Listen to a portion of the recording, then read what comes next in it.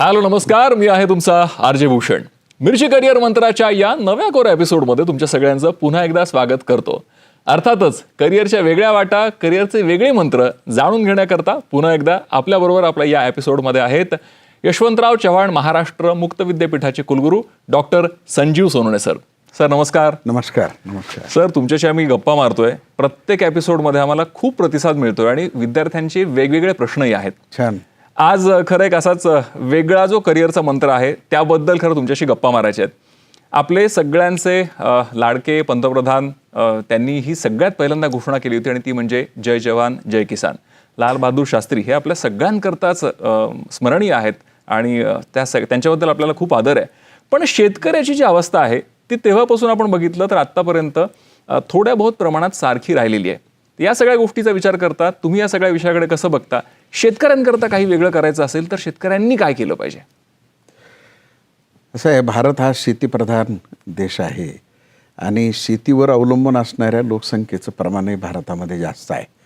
परंतु शेती ही आधुनिक तंत्रज्ञानाने केली आणि संघटनात्मकदृष्ट्या शेतीचे प्रश्न सोडवण्यासाठी एकत्रित येऊन केली तर ती फायद्याची ठरते. कारण शेतीमध्ये अनेक प्रश्न आहेत.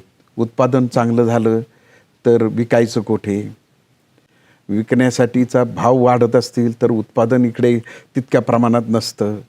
मग ते एकाच शेतकऱ्याकडं कमी उत्पादन झालं तर ते वाहतुकीसाठी परवडत नाही आणि म्हणून त्याचं संघटनात्मक एकत्रीकरण घेणं हा सगळ्यात त्यातला महत्त्वाचा मुद्दा आहे. आणि म्हणून शेतकऱ्याचं जीवनमान उंचवायचं असेल तर शेतकरी करीत असलेल्याच शेतीच्या उत्पादनांसाठी ते एकत्र येऊन काही त्यांनी एकत्रितरित्या असणारे लाभाचे विषय जर पूर्ण केले तर त्यांचं जीवनमान उंचावण्यामध्ये आणि त्यांचे प्रश्न सोडवण्यामध्ये त्यांची स्वतःचीच असणारी एक संघटन आणि स्वतःचंच असणारं एक व्यवस्था तिथे निर्माण होईल. आणि म्हणून यशवंतराव चव्हाण महाराष्ट्र मुक्त विद्यापीठानं शेतकरी उत्पादक कंपनी व्यवस्थापन प्रमाणपत्र शिक्षणक्रम अभ्यासक्रम हा विद्यापीठाच्या कृषी विज्ञान विद्याशाखेच्या अंतर्गत सुरू केलेला आहे. क्या बात आहे. खरं फार्मर प्रोड्युसर कंपनी हे हल्ली सगळीकडे खूप ऐकायला मिळतं आणि शेतकऱ्यांकरताही खरं म्हटलं तर खूप मोठी संधी आहे. तो फक्त उत्पादक न राहता तो खऱ्या अर्थाने उद्योजक झाला पाहिजे ही त्यामागची संकल्पना आहे. अगदी बरोबर. तर फार्मर प्रोड्युसर कंपनी साठीचा जो आपला कोर्स आहे त्याची जरा आम्हाला माहिती सांगा. तो नेमका कोर्स कसा आहे?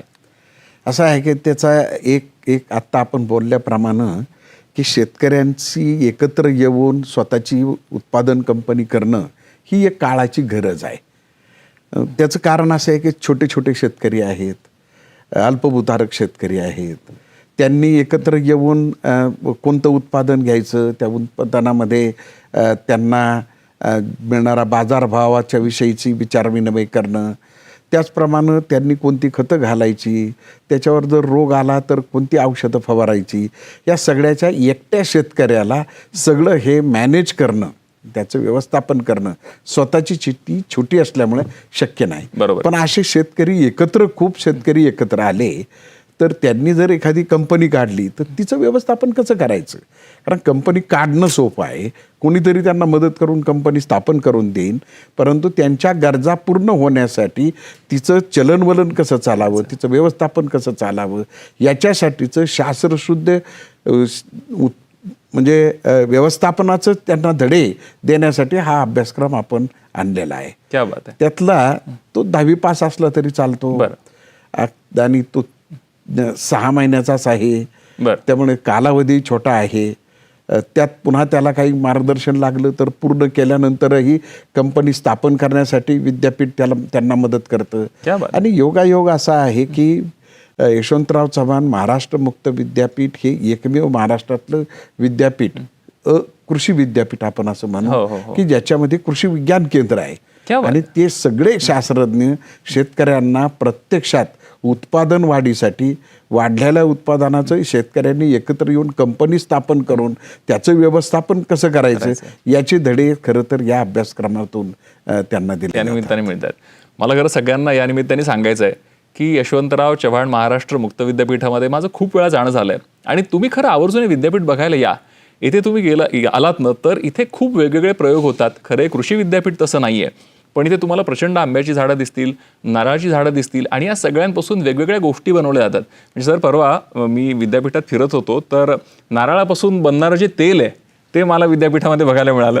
सो अशी उत्पादनं सुद्धा तुम्ही करता. याच्या मागची प्रेरणा काय? विद्यापीठात आपण हे सगळं करतो याची प्रेरणा याची काय? प्रेरणा इतकी साधी आहे की शेतकरी जेव्हा जवळजवळ दरवर्षी कृषी विज्ञान विद्यापीठामध्ये आपल्या विज्ञान केंद्रामध्ये 20 ते 22,000 शेतकरी मधमाशी पालनाचा असेल, रेशीम उत्पादनाचा असेल, मत्स्यपालनाचा असेल, शेळी पालनाचा असेल किंवा आता नव्यानं सुरू होत असलेला गाईचा गोठा आहे, नंतर आपले ज्या नर्सरी व्यवस्थापन आहे, या सगळ्या वेगवेगळ्या अभ्यासक्रमांसाठी ते इथे येतात.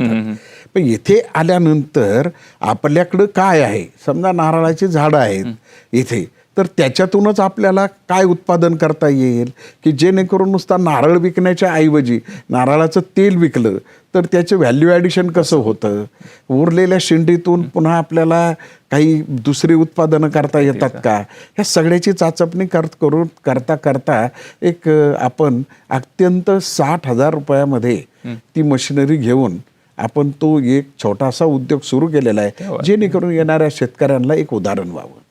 सर मला आणखीन एक सांगायला आवडेल आणि तुम्हाला सगळ्यांना सांगायला आवडेल की जेव्हा कधी आंब्याचा सीझन येईल नक्की यशवंतराव चव्हाण महाराष्ट्र मुक्त विद्यापीठामधले आंबे घ्यायला या. खूप गोड आणि नैसर्गिकरित्या पिकवलेले आंबे असतात. हे मार्केटिंग नाही आहे, पण मी खरंच सांगतो, म्हणजे मी खूप वेळा आंबे इथून घेऊन गेलोय म्हणून या निमित्ताने. सर मला असं विचारायचं आहे की जसा हा फार्मर प्रोड्युसर कंपनीचा आपल्याकडे कोर्स आहे, याच्या व्यतिरिक्त कृषीशी संलग्न आणखीन काय काय शिक्षण आपल्याकडे मिळतं? असं आहे की बरेच अभ्यासक्रम आपण आता यावर्षी आपण नव्यानं केला आहे, तो म्हणजे रेशीम उत्पादन. बरं. तोही केलेला आहे. त्याची मागणी खूप आपल्याकडे असल्यामुळे तीची आता एक तो नवा उद्योग काही क्षेत्रामध्ये आहे, परंतु त्याचं शास्त्रीय ज्ञान त्यांना मिळालं पाहिजे. मी जर ती तुतीचं लागवड केली तर तो किडा कुठून आणायचा, त्याचं व्यवस्थापन कसं झालं पाहिजे, त्याचा कोश निर्माण झाल्यानंतर रेशीमच्या त्यातून बाहेर कसा काढायचा, त्याला मार्केट कुठं आहे, बाजारपेठ कुठे आहे, या सगळ्याचं आपण या कोर्समध्ये शेतकऱ्यांना जे ज्ञान आहे ते देतो. शिवाय एवढ्यावरच नाही तर क्षेत्रभेट हे त्याचं वैशिष्ट्य आहे. जिथं जिथं शेतकऱ्यांनी रेशीम उत्पादनाचे फार्म्स आहेत त्यांचे, त्या शेतावर आपले जे विद्यार्थी आहेत, जे कोर्स करणारे आहेत, ते तिथे भेट देतात, तिथे थांबतात, त्या शेतकऱ्याला प्रश्न विचारतात आणि संपूर्ण सायकल समजून घेतात की जेणेकरून मला स्वतःला हे करायचं असेल तर एक उदाहरण म्हणून, जिवंत उदाहरण म्हणून त्या क्षेत्रभेटीतून त्यांना खरं तर त्याचं उदाहरण मिळतं. क्या बात आहे. आणखी आपला मशरूम उत्पादनाचा तर फार असा एक उत्तम प्रकारचा सेट झालेला जो प्रमाणपत्र अभ्यासक्रम आहे. बहुतेक महिला करतात, त्या महिला सगळ्या येतात आणि तो आपल्याला त्या स्वतःही त्याच्यामध्ये मशरूम उत्पादन करून त्याच्या विक्रीसाठी उपलब्ध करून देतात.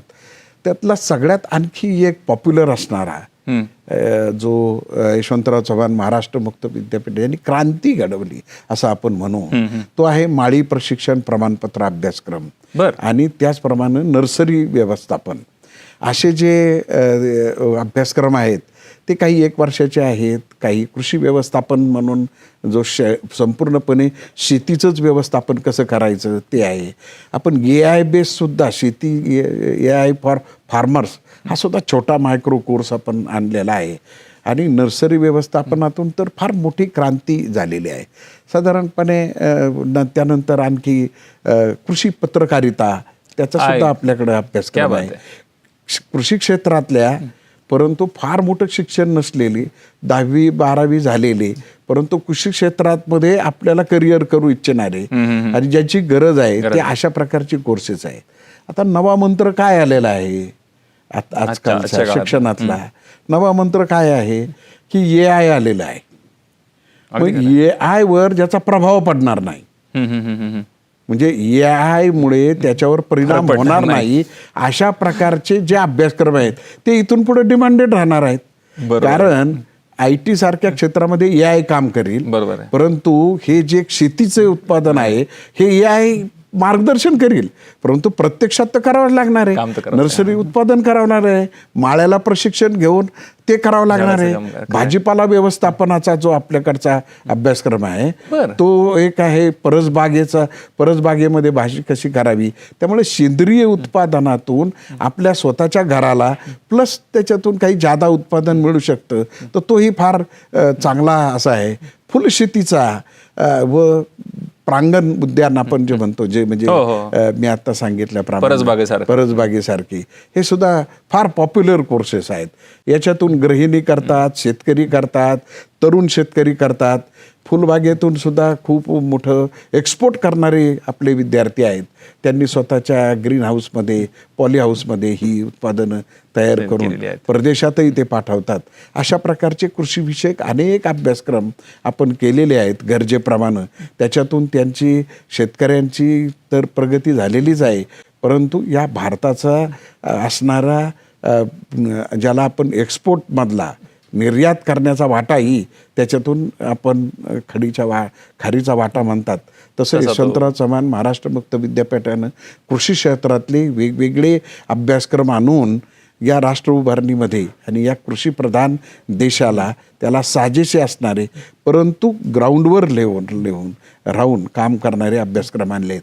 आणि विशेष म्हणजे या सगळ्या अभ्यासक्रमांना फक्त 2 अटी आहेत. एक 10वी पास असला पाहिजे आणि दुसरं त्याचं वय 18 वर्षाचं असलं पाहिजे. याच्या व्यतिरिक्त काही नाही. आणि जो येईल त्याला प्रवेश आहे. म्हणजे त्याचं मेरिट नाही, त्याला काही बाकी काही चिठ्ठी लागत नाही, काहीही नाही. त्यांनी यायचं आणि प्रवेश घ्यायचा असा तो आहे. आणि ज्याचं शुल्क सुद्धा अत्यंत अल्प आहे, माफक आहे. 6 महिन्यापासून 2 वर्षापर्यंतचे असे छोटे छोटे अभ्यासक्रम आपल्याकडे आहेत. सर, आता तुम्ही सांगत होते, मी खरंच अवाक होऊन ऐकत होतो. मला वाटतं एक 12-14 कोर्सेसची आपण माहिती दिली असेल आणि सर्टिफिकेट कोर्स त्यामध्ये काही असतील किंवा 2 वर्षाचे पूर्ण कोर्सेस असतील. शेतकरी हा खरं खूप महत्त्वाचा मुद्दा आहे. आपण असं म्हणतो की 70% शेतकरी आपल्या देशभरामध्ये आहेत. इतर कुठल्या खरंच विद्यापीठामध्ये एवढे कोर्सेस आहेत इतका बारीक विचार करून बनवलेले? हो आहेत, परंतु इतर विद्यापीठामध्ये नियमित येऊन करावं लागतं. इथे शेतकरी शेती करता एक आठवड्याभर येतात, पुन्हा शनिवार रविवारी येतात, किंवा त्यांच्या सवडीच्या यांनी ते अभ्यासक्रमांचं जे आपलं वेळापत्रक आहे ते लावलेलं असतं. त्यामुळे त्यांना खरं तर आपली शेती न सोडता, किंवा कोणाचा शेळी पालनाचा व्यवसाय असेल, मत्स्यपालनाचा असेल, स्वतःची छोटी नर्सरी असेल, ती बंद न करता हे अभ्यासक्रम करून त्यांना त्यातलं वरच्या स्तराचं ज्ञान आणि ज्याला कौशल्य म्हणतो ते आत्मसात करता येतं. हे तर यशवंतराव चव्हाण महाराष्ट्र मुक्त विद्यापीठाच्या विविध अभ्यासक्रमांचं वैशिष्ट्य आहे. सर, मग अशी फार्मर प्रोड्युसर कंपनीबद्दल आपण बोललो, खूप सगळे विद्यार्थी तुम्हाला येऊन भेटत असतील, तुमच्याशी गप्पा मारत असतील, पण त्यातले 1-2 उदाहरणं अशी कुठली आहेत की फार्मर प्रोड्युसर कंपनीचा कोर्स त्यांनी केला आणि त्यानंतर त्यांनी एक वेगळी भरारी मारली, जे आज उदाहरण म्हणून इकडे आपल्याला सगळ्यांना सांगायला आवडेल? खूप मोठं उदाहरणं आहेत त्याच्यामध्ये. आमचे जे कारभारी जाधव म्हणून जे आहेत, त्यांनी देवळा कृषी उत्पादन कंपनी स्थापन केली, ती स्थापन केलेली आहे. त्यांचा तर 25,000 शेतकऱ्यांचा त्या कंपनीच्या माध्यमातून उपकंपन्या आणि आणखी दुसऱ्या कंपन्या स्थापन करून केलेल्या आहे. ते सगळे शेतकरी एकत्र येतात. तर तो जो Deola agro farmer producer company जी आहे, ते खरं तर त्या कारभारी जाधवांनी इतक्या मोठ्या प्रमाणात शेतकऱ्यांचं नेटवर्किंग केलेलं आहे. त्यामुळे ते शेतकरी कोणतं खत वापरायचं, कोणतं बियाणं वापरायचं, या सगळ्यांचं एकत्रितरित्या विचार करतात. आणि उत्पादन केल्यानंतर कोणत्या बाजारपेठेत पाठवायचं त्याचा एकत्रित विचार केला जातो. आणि त्यामुळं काय होतंय की एकटं करण्याच्या ऐवजी एखाद्या शेती उत्पादन कंपनीतून करणं, त्यामधून केलं तर त्या शेतकऱ्यांना आणखी स्वतःचा एक आत्मविश्वासही वाढतो की मी एकटा नाही, ही कंपनी आहे आणि ती शेतकऱ्यांचीच कंपनी आहे आणि एका शेतकऱ्यांनीच उभारलेली असल्यामुळे त्या शेतकऱ्यांची देवाणघेवाण त्यांच्यामध्ये एकमेकाला शेती उत्पादन वाढवण्यासाठी व त्यातून विक्री व्यवस्था, विपणन व्यवस्था करून किंवा त्यातूनही काही उत्पादनं तयार करून त्याच्या पुढे जाता येईल का, या सगळ्यासाठीचं एक उत्तम व्यासपीठ त्यामुळे निर्माण होतं. क्या बात आहे. खरे खूप छान असं वाक्य आहे आणि जे वर्षानुवर्ष लोक वापरत राहिलेत ते वाक्य असं आहे की शेतकरी हा नेहमी उद्या श्रीमंत होणारा माणूस आहे. आणि मला असं वाटतं की आता तो उद्या आज आलेला आहे? कारण फार्मर प्रोड्युसर कंपनीच्या माध्यमातून तुम्ही हे दिलेलं उदाहरण खूप मोठं आहे. भूषण बरोबर सांगितलं. कारण त्याला श्रीमंत करण्यासाठी कोणतं ज्ञान आणि कौशल्य लागेल? त्याला संघटन केलं पाहिजे, त्यांनी कंपन्या कशा एकत्र करायच्यात त्याच्यासाठी एकत्र आलं पाहिजे. आणि विशेष म्हणजे हे जे कारभारी जाधव आहेत त्यांची जी देवळा फार्मर प्रोड्युसर कंपनी आहे, त्यांचे जे सगळे सदस्य आहेत आणि इतर त्यांनी केलेल्या सगळ्या कंपन्या आहेत, त्यांची आज रोजी 200 कोटीचा टर्नओव्हर आहे. 200 त्यांची उलाढाल 200 कोटींची आहे. आणि ह्या म्हणजे ही जादू करू शकतात. आणि त्यासाठी त्यांना लागणारं, मी पुन्हा सांगितलं की YCMU जे कृषीविषयक अभ्यासक्रम आहेत त्याच्यातून त्यांना लागणारं ज्ञान आणि कौशल्य त्यांना देतं, प्रत्यक्षात अनुभव देतं आणि त्यामुळेच ते शक्य होतं. सर 200 कोटी म्हणजे एखाद्या कॉर्पोरेट कंपनीला लाजवेल एवढा टर्नओव्हर आहे त्यांचा. हो. आणि हे शेतकरी एकत्र आल्यामुळे आणि त्या कंपन्या कशा चालवायच्यात त्याचं ज्ञान त्यांना या अभ्यासक्रमातून मिळाल्यामुळे त्यांनी ते सगळी हे आश्चर्यकारक असणारं यश करून दाखवलेलं आहे. क्या बात आहे. सर फार्मर प्रोड्युसर कंपनीचं तुम्ही हे उदाहरण दिलं, असं आणखीन काही एखादं वेगळं उदाहरण या निमित्ताने सांगता येईल? अनेक छोटे मोठे उदाहरणं आहेत. बऱ्याच जणांनी ह्या अभ्यासक्रम पूर्ण करून आपले स्वतःचे व्यवसाय सुरू केले आहेत, नर्सरी सुरू केले आहेत. त्यातलं एक अत्यंत यशस्वी अशा प्रकारचं उदाहरण म्हणजे नाशिकच्या जवळच जे एक उगाव म्हणून आहे, त्या गावामध्ये ओम गायत्री नर्सरी म्हणून त्यांनी स्थापन केली. ते मधुकर गवळी. अत्यंत 5 आणि 10 गुंठ्यात त्यांनी इथला जो नर्सरी व्यवस्थापनाचा अभ्यासक्रम पूर्ण केल्यानंतर 5-10 गुंठ्यात सुरू केलेली नर्सरी आज त्यांची ती काही ज्याला आपण म्हणतो की इतक्या मोठ्या प्रमाणावर नेलेली आहे त्यांनी. त्यांचा स्वतःचा टर्नओव्हर आज 30 कोटी रुपये एकाच नर्सरीचा आहे. आणि आधुनिक तंत्रज्ञानाच्या आधारावर ते आता नर्सरीचे कलम करतात. मध्य प्रदेश, गुजरात, महाराष्ट्र पाहिजे त्या शेतकऱ्यातले संपर्क केल्यानंतर त्याच्या शेतावर ते रोपं पुरवली जातात. वेगवेगळ्या प्रकारची रोपं, ते कांदा, आपले टोमॅटो आहे, वांगी आहेत, अनेक प्रकारचे कोबी, फ्लावर, या शेतीचे जे लागतात ते करतात. आणखी एक त्यांचं वैशिष्ट्य म्हणजे ते इतके आधुनिक तंत्रज्ञानाने करतात की अगदी 15 दिवसाचं जे रोप आहे त्याच्यावर सुद्धा ते कलम करतात. खाली वांग्याचं खोड आणि मूळ ठेवतात आणि त्याच्यावर टोमॅटोचं वर कलम केलं जातं की जेणेकरून खालचा जो रोस्टॉक आहे तो अति पावसामुळे किंवा इतर काही कारणानं किंवा काही बुरशीने खराब होऊ नये त्याच्यासाठीचा तो मजबूत असावा आणि ते पीक जोमानं यावं यासाठी केलेलं. ते पूर्वी हाताने करायचे, आता त्यांच्याकडे मशीन आहे आणि एका मिनिटाला हजारो अशी कलम बाहेर पडतात जी कलम करून आणि ती पुन्हा शेतकऱ्यांना ती पुरवली जाते.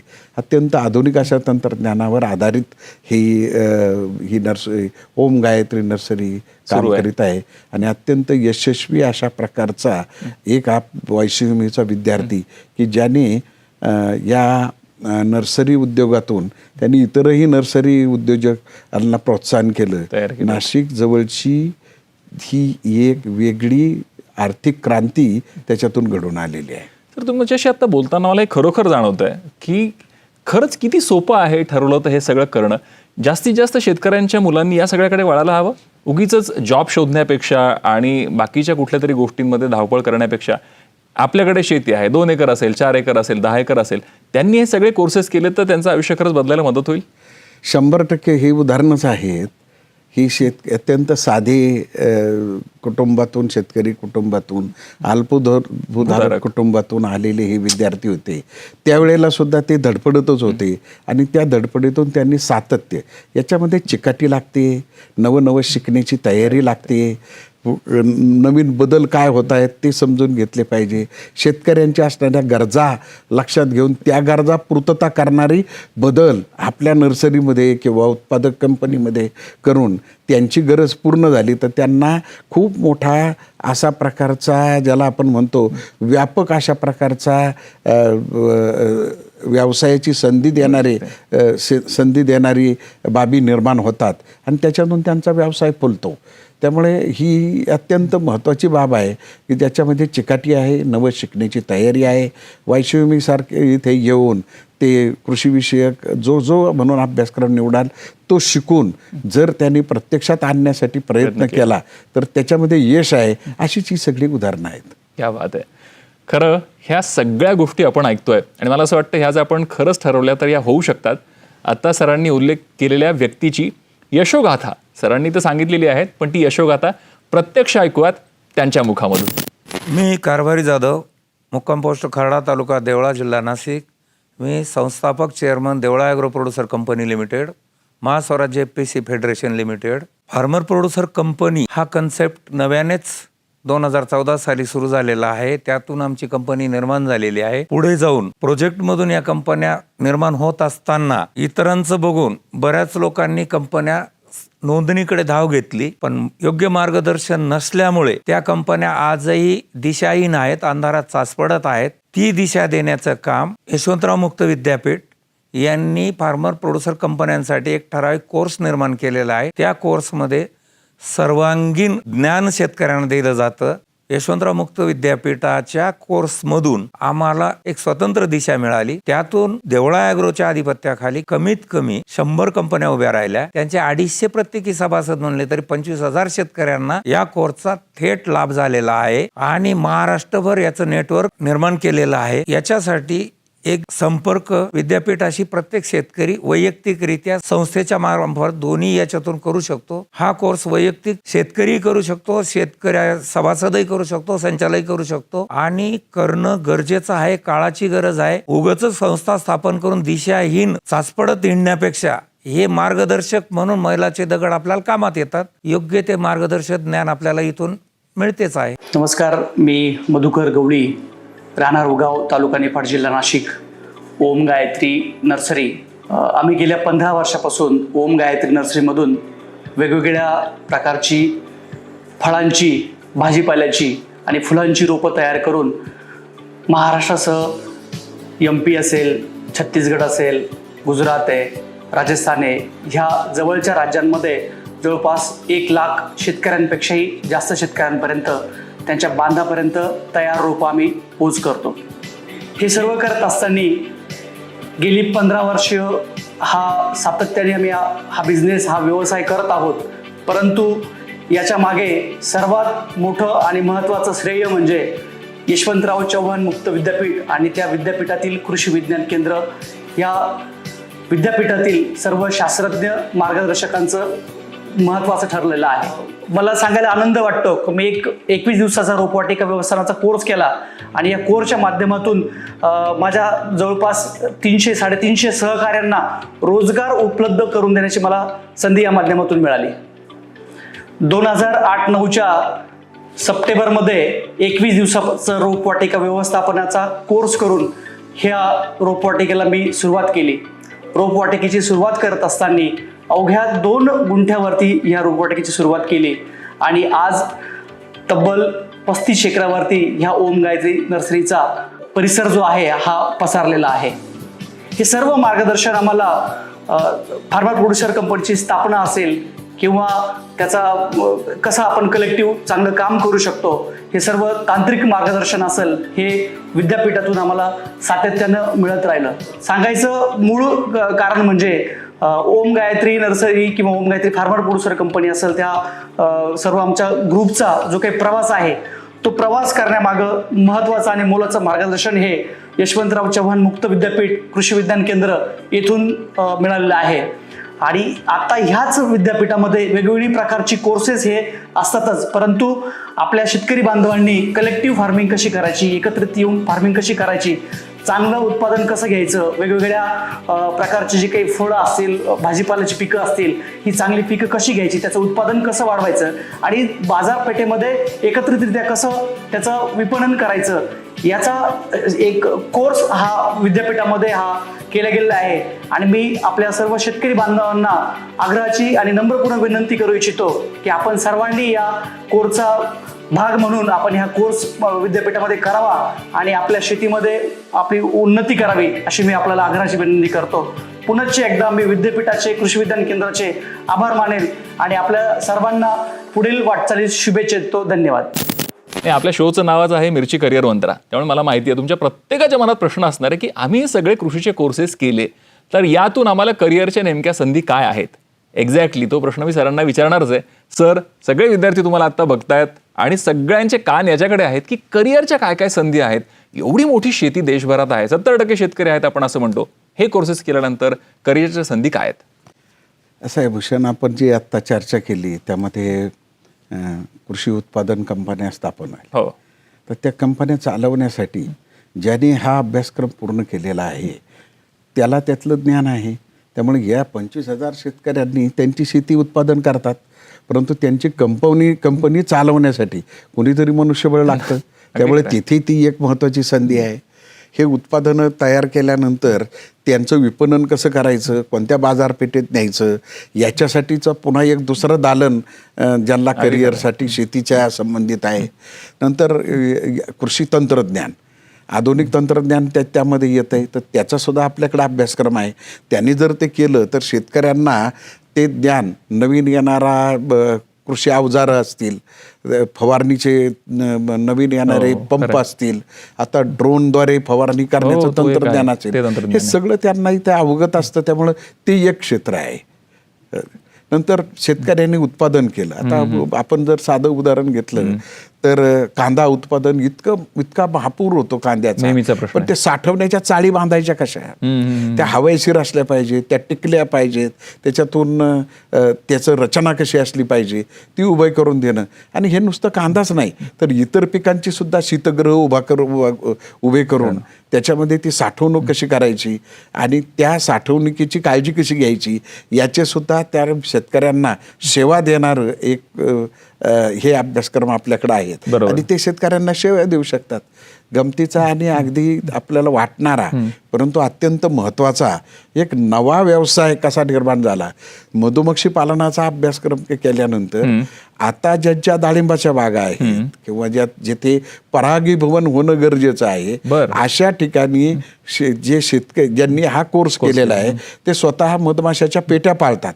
आणि ते शेतकऱ्यांच्या त्या शेतामध्ये आज तिथे त्यांचं परागीभवन व्हावं म्हणून फ्लोऱ्यात शेती आल्यानंतर तिथे ते ठेवलं जातं. आणि त्याच्यामुळे ते एका शेतकऱ्याच्या शेतामध्ये आज परागीभवन झालं की नंतर दुसऱ्या आठवड्यात दुसऱ्या, नंतर तिसऱ्या, असा सुद्धा व्यवसाय त्याच्यातून निर्माण झालेला आहे. आणि ज्याच्यामुळे शेतीचं चांगलं उत्पादन वाढून परागीभवन उत्तम झाल्यामुळे 30% उत्पादन वाढतं. त्यामुळे असाही एक मधमाशा पालना म्हणजे आपण फक्त मध मिळतो एवढाच आपण त्या व्यवसायाचा उद्देशाचा विचार करायचो, परंतु आता हा नवाही व्यवसाय याच्यातून निर्माण झाले आहे. अशा शेतकऱ्यांच्या हिताचे अनेक गोष्टी ज्या आहेत ती करणं, कारण शेतकऱ्यांचं जीवन सुलभ होणं, उत्पादन सुलभ होणं, मग ते तंत्रज्ञान असेल, नवे येणारे आधुनिक उत्पादनं जी शेतीमध्ये लागतात ती असेल. अगदी सोपं उदाहरण, खूप पॅकेजिंग कसं करायचं, खूप म्हणजे त्याच्या ते बॉक्स कसे असतात, त्याचे क्रस्ट कसे असतात, त्याच्या गोण्या कशा असतात, त्याच्यावर तो उत्पादन, कोणत्या उत्पादनासाठी ती खूप स्वस्तातली परंतु टिकाऊ आणि काम आपलं यशस्वी होईल अशा प्रकारच्या भरणीसाठी किंवा ते साठवणीसाठी आणि बाजारात नेण्यासाठी असं सुद्धा त्याचे व्यवसाय फक्त कांदा गोणी पुरवणारा व्यवसाय आहे.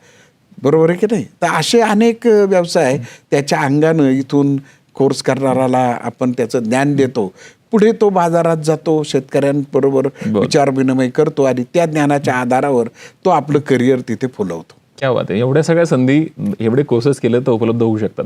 सर, कुठेतरी शेतकऱ्यांच्या मुलांमध्ये सध्या बाजारभाव नाही किंवा शेतकरी आत्महत्यासारखा एक गंभीर प्रश्न आहे. अशा परिस्थितीत शेतकऱ्यांच्या मुलामध्ये कुठेतरी एक संभ्रमाची अवस्था सध्या निर्माण झाली की मी शेती करावी की नाही करावी. सो तुम्ही जेव्हा ह्या सगळ्या संधी बघताय आणि पुढच्या काळात येऊ घातलेल्या संधी बघताय, या सगळ्या विद्यार्थ्यांना तुम्ही या निमित्ताने काय सांगाल? खरं शेतीमध्ये मोठ्या संधी अजूनही आहेत? खूप संधी आहे शेतीमध्ये. शेती आणि शेतीपूरक व्यवसाय, आणि म्हणून शेती आणि शेतीपूरक व्यवसायाचे सगळे अभ्यासक्रम आपण देतो. बरोबर. म्हणजे शेळी पालनाचा असेल, गाई गोठा पालनाचा कसा करायचा पालनाचा असेल, दुधापासून केले जाणारे वेगवेगळे पदार्थ असतील, मग ते पनीर असतील. आता आपले एक विद्यार्थी जे सिन्नरमध्ये त्यांच्या अवतीभोवती त्यांची जी फुले डेअरी आहे, बरं, आता त्या फुले डेअरीमध्ये त्यांचं काम काय आहे, तर ते आजूबाजूच्या 10-20 गावातलं फक्त शेळीचं दूध एकत्र करतात आणि त्याचं कॉटेज चीज बनवतात आणि ते एक्सपोर्ट करतात. क्या बात आहे. आता मला सांगा की कोणत्याही गावामध्ये शेळी असते, असतात ना शेळ्या असतात. शेळीचं दूध असतं, परंतु त्याचं एकत्रीकरण करून त्यांनी त्याची शेळीच्या दुधाची डेअरी तयार करून कॉटेज चीज तयार करण्याचं तंत्र त्यांनी अवगत केलं आणि त्याच्यातून ते मिळतो. म्हणजे हा तर विचाराचा आपल्याकडे सगळं आहे. त्यामुळे काय आहे आणि त्याच्यातून काय संधी आहेत ते ओळखून जर करिअर आपण जर निवडलं तर मला वाटतं यश अगदी जवळ खूप सोपं आहे. सर, एक वैयक्तिक प्रश्न, शेती तुमचा आवडता विषय आहे का? तुम्हाला शेती आवडते का? मी शेतकऱ्याचाच मुलगा आहे. मी शेती पूर्ण, मला बाजरी पेरता येत नव्हती, बाकी सगळं बी करायचो, दारी करायचो. नंतर पूर्वी, आता सगळीकडे आधुनिक शेती आली, पण त्यावेळेला खळं करणं असायचं, उफणणी असायचं, ते भरणं असायचं, सगळं केलंय तुम्ही? सगळं करायचं. सगळी शेती मी उत्तम प्रकारे करू शकतो. आणि माझे जसा शिक्षक म्हणून मला आवडतं, तसं दुसरा विषय माझा शेती आहे. शेती पण आहे. कुठल्या गावाला शेती तुमची? माझी नगर जिल्ह्यामधली, नगर शहराला लागूनच टाकळी खादगाव म्हणून गाव आहे, तिथे माझी शेती आहे. आमचा पारंपरिक व्यवसाय बाग बगीच्याचा होता. माझ्या आजोबांची मोसंबीची बाग होती आणि वडिलांची निमोनीची होती आणि डाळिंबाची होती. आता मी जी विकसित केली आहे ती संत्र्याची आहे. बरं, तुम्ही विकसित केली संत्र्याची बाग? सध्या माझ्याकडे संत्र्याची बाग आहे. शेती तुमचाही आवडता विषय आहे. सर, पुढच्या तुमचा शेती आवडता विषय, तुम्ही एवढ्या सगळ्या देशभरात फिरत असता, देशाबाहेर फिरत असता, पुढच्या 10 वर्षानंतर भारताच्या शेतीचं चित्र तुम्ही कसं बघताय? शेतकऱ्याचं चित्र कसं बघताय? शेतीला खूप मोठं भवितव्य आहे. याचं कारण असं आहे की भारताचं शहरीकरण होत चाललेलं आहे, त्यामुळे शेती क्षेत्र कमी होत चाललेलं आहे. आणि शेती क्षेत्र कमी होत चालल्यामुळे असलेल्या उरलेल्या शेतीला खूप मोठं महत्त्व येणार आहे.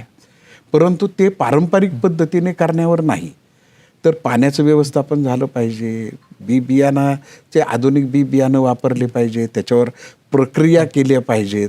आता डाळिंब आहे, डाळिंबाचा ज्यूस करून विकणं, आणि एखाद्या उत्पादन कंपनीने, शेतकरीचे एक साधारणपणे 20-25 शेतकरी ज्यांचे डाळिंबाचा भाग आहे, त्यांनी डाळिंब बाजारात नेऊन विकणं, त्याच्याऐवजी असा ज्यूस करून कोणातरी बरोबर कोलॅबरेशन करून विकलं तर खूप मोठं उदाहरण त्याच्यातून होऊ शकतं. ड्राईंग, ज्याच्यातला आणखी एक डिहायड्रेशन हा प्रकार आलेला आहे. तो खूप शेती उत्पादन, मग कांद्याची पावडर करणं असेल किंवा इतर जे भाज्या आहेत, कसुरी मेथी आपल्याकडे वापरली जाते, ती डिहायड्रेशन करून सुकूनच केली जाते. त्याच्यात आता सोलर ड्रायर आलेत. एक काम करता, शेती करता करता आणखीही त्याला पूरक असणाऱ्या गोष्टी जर केल्या तर त्या आणखी फायदेशीर असतात. तर तशी दृष्टी ठेवून मला वाटतं शेती केली तर शेतीला निश्चित उज्ज्वल भविष्य आहे. खरं, या सरांशी सगळ्या गप्पा सुरू आहेत. मला माहिती आहे तुमच्या मनात खूप सगळे प्रश्न आहेत, पण आमच्याकडे जे काही प्रश्न आहेत ते या निमित्ताने आम्ही विचारणार आहोत. सर, काही प्रश्न आलेले आहेत. त्यातला पहिला प्रश्न असा आहे की मी एक लहान शेतकरी आहे आणि फार्मर प्रोड्युसर कंपनीचा मला भाग होता येईल का? त्याकरता हा कोर्स करून मला काही फायदा होईल का? असा 100% होईल.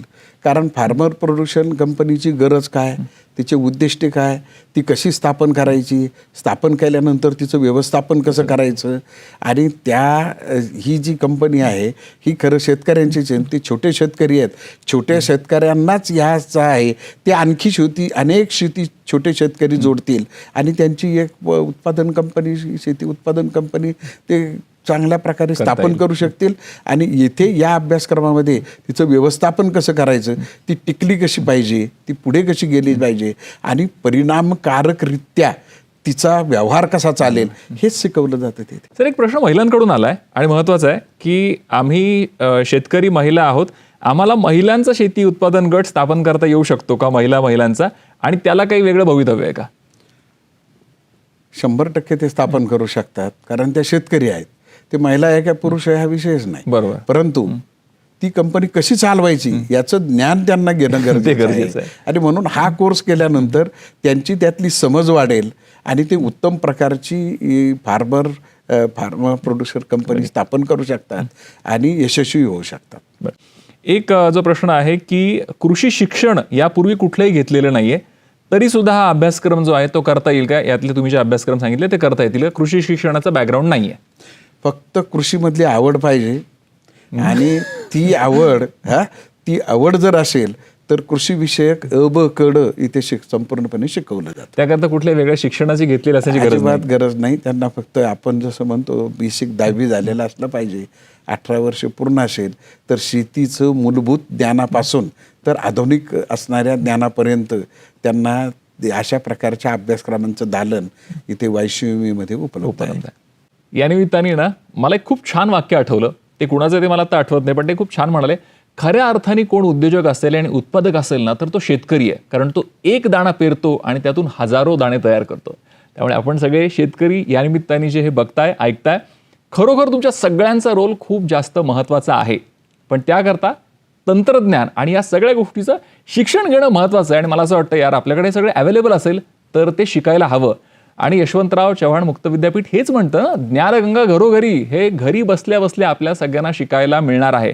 खरं सांगू, माझी पण शेती आहे आणि यातले 1-2 कोर्स, सर्टिफिकेट कोर्स का होईना, मी स्वतः करणार आहे. सर, मी तुम्हाला खरंच सांगतो, मी ऑलरेडी पत्रकारितेचं शिक्षण यशवंतराव चव्हाण महाराष्ट्र मुक्त विद्यापीठाकडून घेतलंय. मी तर खरं ऑलरेडी मला जॉब लागला होता आणि त्यानंतर मी शिक्षण घेतलं ते याच्याकरता की आपण जे करतोय ते चांगल्या पद्धतीने आपल्याला करता यायला हवं.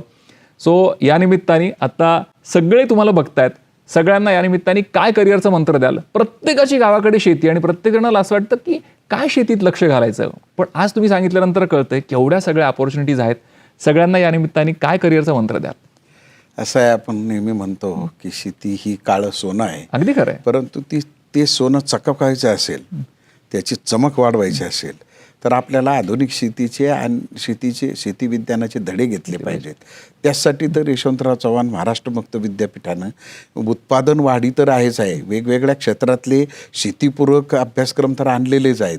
परंतु शेती उत्पादनाकडून तो शेती उत्पादन त्याचं उद्योजक म्हणून ही त्याचं रूपांतर व्हावं आणि त्यासाठी तर यशवंतराव चव्हाण महाराष्ट्र मुक्त विद्यापीठ शेती आणि शेतीपूरक आणि शेतीच्या संबंधित असणारे जे सगळे व्यवसाय, विषयज्ञान, तंत्रज्ञान या सगळ्यासाठी तर हे अभ्यासक्रम त्यांनी आणलेले आहेत.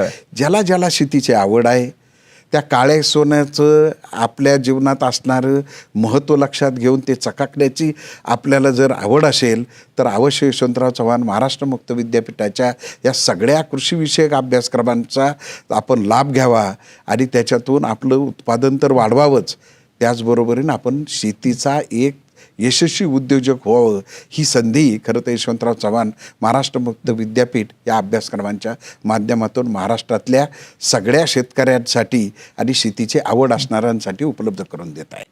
क्या बात आहे. तुम्हाला खरं सांगू, आपण ट्रेंडिंग म्हणतो ना, बिलीव्ह मी, पुढच्या काळामध्ये ना शेती ट्रेंडिंग होणार आहे आणि त्याकरता हे सगळे वेगवेगळे कोर्स करणं गरजेचं आहे. तुमच्या मनात खूप सगळे प्रश्न असतील, त्या प्रश्नांची उत्तर आम्ही नक्की तुम्हाला देऊ.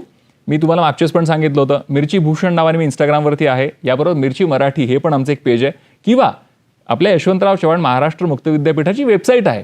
या कुठल्याही ठिकाणी तुम्ही आमच्याशी कनेक्ट करू शकता, आमच्याशी गप्पा मारू शकता. काय प्रश्न असतील ते विचारा. तुमच्या सगळ्या प्रश्नांची उत्तरं मी कुलगुरूंकडून घेण्याचा नक्की प्रयत्न करेन. मिरची करिअर मंत्राचा हा भाग तुम्हाला कसा वाटला हे आवर्जून मला सांगा आणि आणखीन कुठली माहिती तुम्हाला हवी असेल तर तेही कळवा. पुन्हा एकदा थँक्यू व्हेरी मच. पुढच्या एपिसोडमध्ये परत भेटूयात. Thank you sir. नमस्कार.